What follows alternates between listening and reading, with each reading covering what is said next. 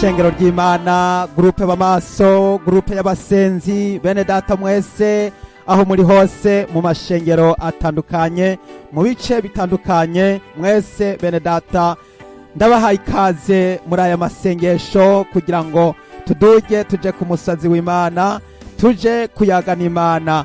Jewe kw'izina nitwa Abeli Mbonimpa. Muri kano kanya ndaguhaye ikaze kugira ngo dufatanye amasengesho maze twongere gusengera imitwaro ya buri muntu wese. Ndagira ngo nze gufata umwanya wo gusenga kandi ndaza kugusengera, hanyuma nawe uze gufata umwanya wo kwisengera kugira ngo Imana ikorere mu bugingo bwawe, mpwemu yera yururuke, ibitangaza bikoreke, maze wongere kururuka kuri ca caha cabaye ingorabahizi canse kugenda. Abadayimoni baracicayeko maze bagihagararako, maze nawe uraheza ucumera nk'ikiraro. Nico gituma Yesu Kristo agomba kugira ngo abisambure byose, asambure ico kiraro, maze nawe wongere kubakwa nk'amabuye meza afise ubugingo, kugira ngo ube inzu yo mu buryo bwa mpwemu yera. Rero muri kano kanya nguhaye ikaze kugira ngo dufatanye amajambo y'Imana tugiye kubanza gusangira nk'urupfunguruzo rutwinjiza mu masengesho. Dusome Abikorinto ba kabiri igihimba c'icumi, maze dusome ku murongo wa 4. Reka dusome mu izina rya Yesu.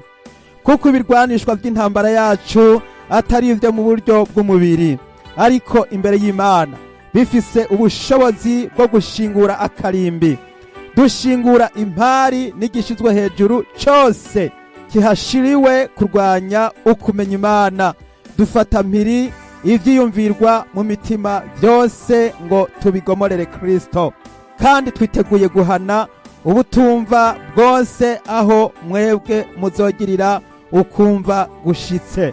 Imana ihabwa icubahiro. Amasengesho tugiye gusenga n'amasengesho kugira ngo dusenyure ibibambasi by'abadayimoni, tugira ngo dusenyure imigabo mibi, dusenyure inama mbi. Hariho inama mbi ziriko ziraza, hari inama mbi abadayimoni bariko barakora bagutegurira kugira ngo bakugirire nabi, kugira ngo basenye ukwizera kwawe, kugira ngo bakubuze, kugira ngo nturamirize. Ariko uyu mwanya ndagira ngo wongere kumva yuko amasengesho afise ikimazi gikomeye. Amasengesho niyo adushikana mu kwezwa no mu gutunganywa. Iyo tumaze gusenga duca dusaba amaraso ya Yesu Kristo akatwoza kandi akatwuhagira, hanyuma maze tukaba ivyaremwe bishasha. None rero mwene data, dufatanye amasengesho, turagiye gusenga, maze aho tuza kuduga kuri uyu musozi w'Imana, mwene data nguhaye ikaze kugira ngo wiyeze utunganye ubugingo bwawe, hanyuma dufatanye iri sengesho. Ikindi kandi turi busengere, biragaragara neza yuko ukugwa no gusubira inyuma kwamaze kugaragara muri ibi bihe byacu. Abantu benshi barahevye Imana, abantu benshi barahevye gusenga. Wa mwansi wo kuranduka yaramaze kuza atera imitima y'abizera kugwa. Abantu benshi baraguye, baravuye mu Mana, baravuye mu gakiza. Abantu benshi bagishaka gusenga, ariko ndagira ngo nkubwire mwene data ngo uhaguruke usenge, dusenyure imisozi, dusenyure ibibambasi, dusenyure uyu Antikristo. Uyu Antikristo yazanye ibitero, ibi bitero biriko biraza gutera abana b'Imana, biriko biraza mu bihugu byose. Muri kano kanya turagiye gusenga, dusengere ibihugu bitandukanye biriko biratuma abantu benshi bagiye kuva ku Mana bakayivako kandi bakaza kuyihemukira, kandi bagomba guhagarara mu kwizera. Rero turaza gusengera iyi mitwaro itandukanye. Muri iyi mitwaro turaza gusengera abantu bashaka kwihana no gukizwa kugira ngo bakire Yesu, turaza gusengera abagwaye, turasengera urwaruka, twongere dusengere n'abubatse, dusaba inkomezi kugira ngo abantu buzuzwe mpwemu yera kandi bashobozwe na mpwemu yera kwinjira mu bubasha no mu bushobozi bwo kunesha intambara z'abadayimoni. Turaza gusenga kugira ngo dusabe ubushobozi bwo gusenya ibibambasi by'abadayimoni mu izina rya Yesu. Dusenye ibisika bya wa murwanizi. Maze rero muri kano kanya turagira ngo tuje imbere z'Imana, hanyuma dusenye Imana. data wa twese mwami w'abami gitandara kizima jewe umusavyi wawe ndaciye bugufi imbere zawe ndaje imbere zawe kuri uyu musozi muri iki kibanza citirirwa mwami izina ryawe ndaje mwami w'abami ndongera gusaba imbabazi n'ikigongwe mwami ndi umwana w'umuntu ntaco ndico ndivunda umukungugu ndaciye bugufi imbere zawe mwami Yesu Kristo nditanze kugira ngo mbe ikimazi kizima cera niko kugukorera kwanje mwami kogira ikimazi mwami ndazanye umutima wanje ndazanye umubiri wanje ndazanye ivyumviro vyanje ndazanye ukubaho kwanje ndasavye umbere ubuhungiro umbere ubwugamo butava mwami wanje Yesu nuko urakoze ndasavye amaraso yawe yera amaraso yawe igiciro kinini anyuhagire anyoze antunganye ivyaha vyose vyanje vyose bihanagurwe mw'izina rya Yesu Kristo ndagushimiye kumbabariye mwami ndakweretse umwene data yemeye kumva no kuza gufatanya nanje aya masengesho mwene data wari we wese ndamusengeye ndamusabiye imbaraga ndamusabiye amaraso ya Yesu amuzeko amwoze amweze amutunganye aharigwa ibyaha vyiwe byose yongere kuhagirwa no guhumanurwa mw'izina rya Yesu Kristo wa Nazareti urakoze mwami ku bantu benshi baba barigwa ibyaha byabo ndasengeye umuntu wese akiganzwa n'icaha ciwe congere guharigwa yihane ababarigwe ibyaha vyiwe byose ndasengeye abantu bashaka kwihana mwami kugira ngo bihane bongere kwakira umwami Yesu ndasengeye abantu bipfuje kera narindi bipfuje kwihana icaha cabananiye kwihana ariko muri kano kanya ndagishenye ndakiranduje mw'izina rya Yesu abantu benshi bananiwe kwihana kamere yananiranye kugenda ariko muri kano kanya ndayituntumuje wewe ufise kamere mu mutima iyo kamere y'ishari kamere y'urwango ndayirukanye kamere sohoka mw'izina rya Yesu Kristo kamere y'urusaku kamere y'ishari kamere y'inzigo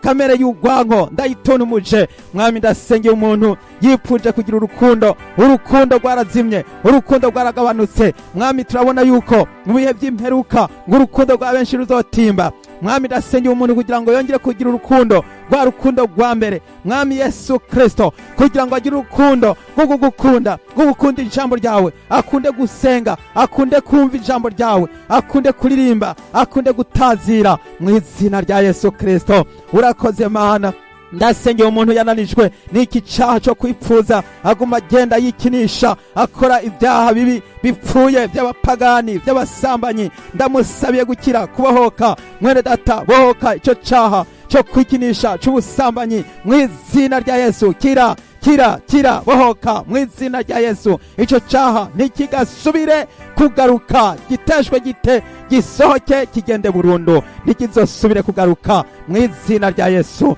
urakoze Mana data ndasengeye mwami ndasengeye urugo kugira ngo urugo rwongere kuza umuco w'amahoro ava ku Mana maze wongere kumva ubutumwa bwiza buza muri uru rugo ndasengeye urugo ruze nk'amahoro ndasengeye ingo z'abubatse ndasengeye umugabo n'umugore babana amahoro babane baririmba basenga batazira barera abana neza kandi babigisha kwitondera ibyagazwe n'Imana n'amabwirizwa y'Imana n'ubuntu bw'Imana bakure bizera bakure batahura bakure bigishwa ndasengeye ugwaruka ndasengeye abakiri bato ndasengeye abana bakure bakwizera bakuyoboka bakubaha kandi bagukunda mw'izina rya Yesu Kristo uwera Mana yacu data usumba byose ndasengeye mwami imisore n'inkumi bipfuza kugera mu ngo zabo kugira ngo bubake zabo ndasengeye umusore kugira ngo mwami ashobore kuba kugwiwe yubakira Kristo mu myiteguro yiwe umuhe gutangura gukora neza urutonde rw'ibikorwa byawe byose abikore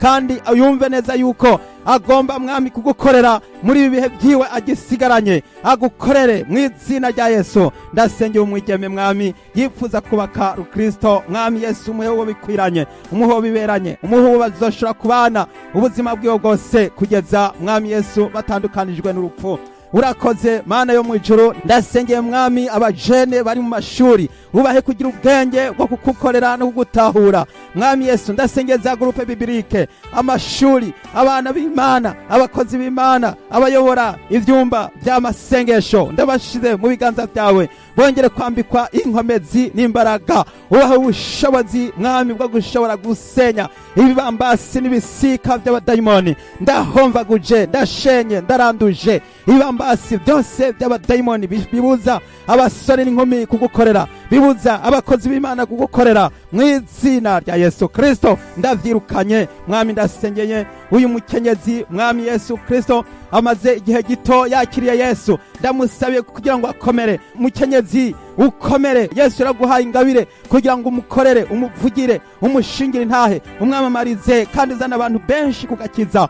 Urakoze mwami Yesu. Ndasengeye umukenyezi umusuke ko mpwemu wawe yera, mpwemu yera amuze ko amushoboze, amuye gushingira intahe, amuye gukorera mu izina rya Yesu Kristo. Urakoze Mana. Data wera, ndasengeye ivyumba by'amasengesho abantu bariko barasenga, bongere guhabwa mpwemu yera, bongere guhabwa ubushobozi. Ijambo ry'Imana ravuga ngo muzahabwa ubushobozi mpwemu yera niyabazako, muzoba ivyabona byo kunshigira intahe Yerusalemu ni Yudaya ni Samariya no gushitsa ku mpera y'isi. Mwami w'icubahiro, ndasengeye ishengero ry'abera, ubavugutire, ubaha imbaraga, ubaha inkomezi zo mu kurya n'izo mu kubafu. Mwami Yesu, ndasavye mwami ntibabe abakristo ku cyumweru gusa, ntibabe abakristo bo kwisabato gusa, ariko baba abakristo basenga mu kuri no mu kugororoka. Ijambo ry'Imana ravuga ngo igihe kija kuza kandi kirashitse, aho abasengera Data bazomusengera mu mpwemu no mukuri. Mwami w'icubahiro, ndasabeye abera bose, abana b'Imana munsi y'ijuru bikangure, maze tuje ku mavi dusenge kandi ntiturambirwe, kandi tugira umwete, dushishikare gusenga. Mwami w'icubahiro, ndabigushimiye. Ndahagaritse ububasha bw'imyuka mibi buriko biratuma abantu batangura gutotezwa, abandi batanguye guhamwa, bahorwa mwami yuko bafise kwizera muri Kristo. Mwami Yesu, ndasengeye abantu benshi mwami bariko barahagarara bashikamye kugira ngo bahe inkomezi zo mu kurya n'izo mu kubamfu, basenye ibitero, basenye ibambasi by'ikuzimu mu izina rya Yesu. Mwami Imana yacu baravuze yuko uzoshinga ishengero ku rugo rutare, kandi amarembo y'ikuzimu atazorishobora. Mwami ndahagaritse mwami Yesu ibibambasi by'amyuka mibi, ndabishenye, ndabisanzaje, ndabisenye mu izina rya Yesu. Inama zose ziriko zirabuza ko abantu bosenga mu kwizera, bagasenga mu kuri no mu kugororoka, mwami izo nama zose ziriko zirabuza abana b'Imana ndazishenye. Inama z'imyuka mibi ndazishenye, inama z'abadayimoni ndaziturije, ndazitkomvomvoye, komvomvoka. Babuloni kirasenyutse, kirakomvombotse mu izina rya Yesu Kristo yatubambiwe ku musaraba. Urakoze mwami. Gendera ibihugu bitandukanye, gendera abera abana b'Imana, ubaha inkomezi, ubahe guhagarara nka Shadraka na Meshaki na Abedunego, bayoboke, bizere, bashikame, bahagarare. Mwene Data, ntutinye, ntugire ubwoba, nturanduke umutima. Yesu ariho, kandi ko ariho nawe uriho, kuko Yesu yaratsinze urupfu, yaratsinze, ubu ni muzima. Nico gituma natwe abizera duhagarare dushikamye, twaye gutinya, twaye gucika ivutu, twaye kuranduka umutima, dushikame tuyoboke mu kwizera mu izina rya Yesu Kristo. Wera Mana yanje, ndasengeye abagwaye bari mu bitaro, ndasengeye umugwayi ari mu bitaro akire mu izina rya Yesu. Mugwayi uri mu bitaro nukire, wongere kumva ijwi ry'umunezero, umunezero utanga gukira, maze amahoro yongere kuza muri wewe, maze wumva kaneza n'akanyamuneza mu mutima wawe, bitume bikubera umuti wo gukira mu izina rya Yesu. Yesu niwe mukiza, niwe kiza abagwaye, niwe kiza abarushe n'abaremerewe. Ndagushimiye kuri kuragendera abagwaye, ndagushimiye kuri kuravura. Ndasengeye mwami Yesu jya mutamakazi yasubiye inyuma, akaba yaravuye ku Mana, akaba ariko arahendahendwa ngo asubire inyuma. Ndamusabiye, ndamusengera kugira ngo yoye kugwa, ahubwo navyuke, kuko mwami ari wewe uzomuraga ubugingo budashira. Nta handi haboneka ubugingo atari kwa Yesu. Mwami ndamuhagaritse mu kwizera, nashikame, nahagarare, kandi ubugwayi bwiwe nibukire mu izina rya Yesu. Yongere kwambikwa imbaraga n'inkomezi. Mwami Yesu, ndasengera urya rugo rwongere gukira, ubwo rugo runze mu bushobozi bwawe, ubushobozi bw'Imana buze bugaragare ku bantu batuye muri urya rugo bose mu izina rya Yesu Kristo. Urakoze mwami w'abami. Ndasengeye urya musore mwami, wongere kumukiza, umukuremwe abaje badayimoni bamufashe bakamugira ikijuju. Ndamusengeye kugira ngo akire. Musore kira mu izina rya Yesu. Yesu arakugendeye kugira ngo wongere kumva ijwi ry'Imana rikuvugiramwo. maze wongere kumva no kubona ibitangaza by'Imana. Ndasengera abantu benshi bagwaye imyuka mibi bakire mu izina rya Yesu. Abantu benshi bagwaje abantu bagwaye abadayimoni, nimubasengere mufashe dusenge aba bagwaye bakire. Umugwayi wawe umwana wawe akire mu izina rya Yesu Kristo. Ndatuntumuje abadayimoni bitero by'inyuka mibi abadayimoni bateye uyu mwana nibasohoke bamuvemo batecwe bate sohoka hunga mu izina rya Yesu. Ndirukanye imiyaga mibi yose ivikagera kugira ngo ituntumuke itogira ububasha mu izina ry'uwaducunguye Yesu Kristo umunyanazareti wera. Ndasengera umuntu agwaye sida akire mu izina rya Yesu. Umuntu ugwaye sida wizere ko Yesu akiza. Yesu niwe rukingo, niwe muganga, arakiza aravura ingwara z'uburyo bwose, n'ingwara ya sida irakira. Wizere ko Yesu akiza. Ndasengera umuntu agwaye amaso, aya maso akire mu izina rya Yesu Kristo. Wewe ugwaye amaso fata ku maso maze wongere kumva gukira mu izina rya Yesu Kristo. Mwami wanje Yesu, ndasengera umuntu agwaye igisukari, diabete, umuhe gukira iyi ngwara yiwe maze yongere kugira amagara meza mu izina rya Yesu Kristo. Wera mwami wanje databuja wera, ndasengeye ingwara zitandukanye, ndasengeye mwami abantu bafise ingwara z'ubumuga bongere kumuguruka bongere gukira mu izina rya Yesu. Ndasengeye mwami umuntu ari ibirozi wo mugere kumuhagukira mu izina rya Yesu. Mana yanje wera data usumba byose, ndasengeye abafise imitwaro inyuranye, ndasengeye umukenyezi yifuza kuronka ikibondo yibungenge maze databuja yibaruke, ndamusabiye gukira mu izina rya Yesu. Ndamusabiye gukira mu nda hongere kugira uburyo bwo gutunga ikibondo maze aze yibaruke mwami, aze agushime kandi n'ubu akomeze gushima. Mukenyezi shima Imana utazira Imana, ubanze ugire kwizera. Ukwizera jambo ry'Imana avuga ngo umuntu yagira ukwizera kungana n'akabuto ka sinapi ashobora no kubwira umusozi uri imbere yiwe ati wa musozi we shinguka wimuke uje kwihagarika hariya, kandi umusozi uzokumvira. Rero ico wizera nico Imana izagukorera.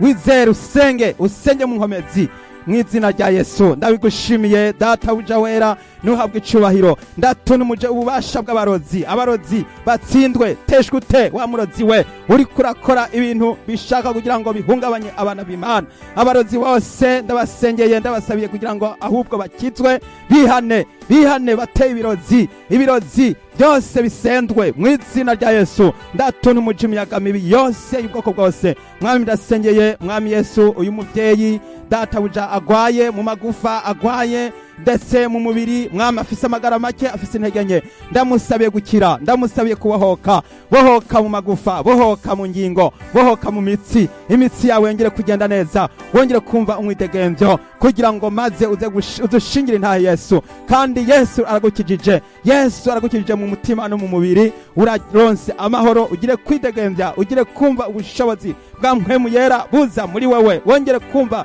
kushingira intahe Yesu Kristo nk'umwami n'umukiza mu bugingo bwawe. Yesu aragukunda, Yesu arakubambiwe, yaragupfiriye, nico gituma ugomba kumwizera. Haleluya, urakoze Mana. Ndasengeye mwami Mana nzima uyu mukenyezi agikekeranya, ndamusabiye kuzuzwa ubushobozi bwa mpwemu yera. Yizere mukenyezi, ni wizere Yesu ari kumwe nawe. Yesu yiteguye gukiza, kandi imyuka mibi yaguteye izosohoka igende muri kano kanya. Ndayituntumuje, gira kwizera, umfashe dusengere hamwe iri sengesho. Imyuka mibi muri wewe ituntumuke, isohoke, igende mu izina rya Yesu. Wa dayimoni we wasigaye wanse kugenda, ndagusohoje, ndakwirukanye, ntugasubire kugaruka ukundi mu izina rya Yesu Kristo. Urakoze Mana wera data usumba byose. Ndahagaritse ibitero by'ikuzimu, ndahagaritse imiyaga mibi y'ikuzimu, ndahagaritse ibitero by'abadayimoni, ndugaje mu izina rya Yesu. Ndahagaritse impwemu mbi zose zitogira ububasha. Mwami w'icubahiro, ndasengeye abana b'Imana, ubaha inkomezi, ubaha ububasha, ubaha inkomezi, ubahe gukomera no gushikama no guhagarara atabwoba. Begereze barwana urugamba kandi bakomeze barwana inkundura. Mwami ndasengeye abakozi b'Imana, ubahe kwambara ibirwanishwa byose by'Imana, bagwana inkundura. N'igihe cyo kurwana intambara yacu niyo kumavi, niyo gupfukama, niyo gusenga, niyo gusengera abandi. Mwami ndasengeye abene data bose, ndabasabiye kubohoka, ndabasabiye gukira, ndabasabiye abantu benshi batarakizwa bongere gukizwa. Hariho abantu bagikekeranya, benshi bariko barakekeranya bakizazaniwe, aravuga ngo nokora iki canke sindagikore, nogenda gutya canke byomera gute, aracabura yabaye mu mayira abiri, ari mu mayira abiri ntazi yaja niyava. Ndamusabira guhumuka. Humuka musore, humuka, niwongere kumva ijwi ry'Imana, amatwi yawe nazibuke mu izina rya Yesu. Ndabohoje abantu benshi baboshwe, abantu bari mu kuzimu, abantu bari mu bigabitanyo, abantu bari mu kwiba, mu busuma. Muntu wabaye kera wiba uri gisuma, ndagusengeye, ndagusabira kugira ngo ukizwe muri kano kanya. Bohoka mu izina rya Yesu, wongere gukira ibibazo byawe byose ufise, ubishire ku musaraba. Yesu yiteguye kukubohora, Yesu yiteguye kugenderera, Yesu yiteguye kugira neza. Nico gituma muri kano kanya aya masengesho arayawe kugira ngo dusengane iri sengesho. Urakoze Mana, ndagushimiye ku bantu bariko baragenderwa, ndagushimiye ku bantu bariko barakira, ndagushimiye ku bantu bariko barakizwa, ndagushimiye ku bantu bariko barabohoka, ndagushimiye Mana. Gendera abarushe n'abaremerewe, ubagirire neza, ubiteho, maze ubagwanire urugamba barimo, abari urubaneshereza, abari urubatsindanishiriza mu izina rya Yesu. Urakoze Mana, ndabigushimiye, izina ryawe nirihabwe icubahiro. Data, ndagushimiye ku bantu babonye Imana, ndagushimiye ku bantu bahembutse, ndagushimiye ku bantu bazutse. Hari abantu benshi, hariho umuntu ari mu bitaro, ari muri koma, ndamusabiye kugira ngo ahembuke. Uwo mugwayi, wewe mugwayi wagwaye ufise ibihe birebire uri muri koma, niwongere kwikangura, maze uze ubone Yesu, ikiganza ca Kristo kize kikugaragare ko, maze uzushingira intahe Yesu. Urakize ingwara yawe, bohoka, kira, hembuka, maze wakira ubugingo budashira. Urakoze Yesu ku bantu barimo barakize barakira. Urakoze ku bantu bagiye kuzuka, bazutse bavuye mu bapfuye nka Lazaro yaramaze iminsi ine mumva. Ndashimiye abantu benshi basa n'abari barapfuye, bari barapfuye bahagaze ariko batari bakimenya aho bari. Muri kano kanya iri sengesho ribabohore, babaduke, bongere kugaruka, babe bazima, bagushingira intahe, bagutazire, bakuvugire. Hari abantu benshi bakeneye kumva ibishinga ntahe by'abantu benshi bakize, kugira ngo nabo bongere gukizwa, nabo bongere gukorera, nabo bongere kugusenga. Ndasabye operasiyo zikoreke mu izina rya Yesu mu mitima. Ndabohoje imitima, imitima iboshwe, irarushe, bararushe. Abantu benshi barasenyukiwe ko n'imisozi yarabasenyukiyeko, barakeneye gutabagwa, barakeneye kubahoka, barakeneye gukira. Ndabasabiye umuntu wese yikorera umusaraba maze akurikire Yesu. Ndabohoje mu izina rya Yesu Kristo. Abantu benshi impumyi zihumuke, ibipfamatwi bizibuke, ibiragi bivuge, ibimuga bimuguruke mu izina rya Yesu Kristo. Abantu benshi bananiranye kugira kwizera, uno munsi ndamusabiye kugira ngo yongere kugira kwizera. Abantu benshi ndasengeye abategetsi amareta y'ibihugu, ndabasabiye kugira ngo bongere gukurikiza ico mpwemu yera ariko arabwira amashengero, bakurikize ico ijambo ry'Imana rivuga, boye gukurikiza iby'abisi, boye gukurikiza iby'abapagani. Ndahagaritse ibitero biriko birabuza abakozi b'Imana gukora. Ndasabye Mwami kugira ngo hirya no hino amarembo yugurugwe, irembo, urugi rw'ubutumwa bwiza, urugi guko ibikorwa by'Imana bitera bija imbere mu bizera, mu bana b'Imana hirya no hino. Ndasabye Mwami inzugi z'ubutumwa bwiza bwuguruke, ubutumwa bwiza buje hirya no hino, bukwire hose, burenge imipaka, bukomeze, bubandanye. Abantu benshi bavuga ubutumwa basenge kandi bakomeze bizere. Ndasengeye umukozi w'Imana yagiye gukora igikorwa cyo kubwiriza no kubwira abantu ubutumwa bwiza, umuha imbaraga zo mu kurya n'izo mu kubamfu, umusuke ko mpwemu yera, umuseke ku bubasha n'ubushobozi, akomeze aramirize, abandanye, ashishikare. Wewe wahawe igikorwa cyo kuvuga ubutumwa, shishikara uvuge, kuko ari cyo gihe dusigaranye cyo kuvugira Yesu no kumwamamariza. Urakoze Mwami, nuhabwe icubahiro, ndabigushimiye. Izina ryawe nirishemagizwe, nirishigwe hejuru, nubishimirwe byose. Ndabisenze nizeye mu izina rya Yesu Kristo umwami wacu, amen. Mwene data ufise igishinga ntahe, wifuza gushingira intahe Yesu, udutelefone kuri zi telefone zikurikira: